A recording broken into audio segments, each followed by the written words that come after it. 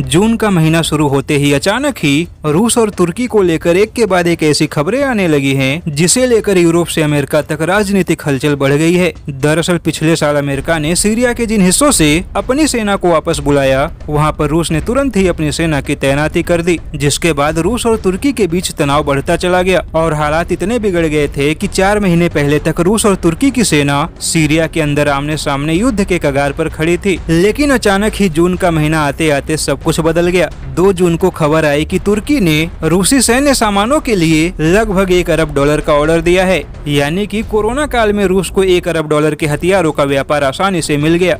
फिर अगली खबर आई कि रूस और तुर्की S-400 मिसाइल डिफेंस सिस्टम के दूसरे यूनिट की डिलीवरी के लिए एडवांस स्टेज पर बातचीत हो रही है। इसके बाद बहुत ही चौंकाने वाली खबर आई कि रूस तुर्की को 5वीं पीढ़ी के लड़ाकू विमानों के विकास के लिए मदद करने और तकनीकी सहायता की पेशकश करने के लिए तैयार है। और इस खबर को यूरोप और अमेरिका के प्रतिनिधियों ने भी काफी गंभीरता से लिया। लेकिन अब एक और खबर आई है कि रूस S-400 मिसाइल डिफेंस सिस्टम के उस यूनिट को एक्टिवेट करेगा जिसे रूस ने तुर्की को पिछले साल जुलाई के महीने में सौंपा था। यानी कि तुर्की के पास जो S-400 मिसाइल डिफेंस सिस्टम की यूनिट मौजूद है, वह अभी तक एक्टिवेट नहीं थी और अब रूस तुर्की को मिसाइल डिफेंस सिस्टम एक्टिवेट करने की प्रक्रिया बताने वाला है। हालांकि अमेरिका पहले ही चेतावनी दे चुका है कि तुर्की S-400 मिसाइल डिफेंस सिस्टम का प्रयोग शुरू कर देगा तो अमेरिका के भयंकर प्रकोप का सामना तुर्की को करना पड़ेगा। और अचानक ही रूस और तुर्की के बीच एक के बाद एक रक्षा क्षेत्रों से जुड़े बड़ी खबरें आने से अमेरिका और नाटो संगठन के सुरक्षा सलाहकारों की बेचैनी बढ़ा दी है। व्लादिमीर पुतिन की रणनीति अपने हथियारों के व्यापार को बढ़ाना है या फिर कुछ और है,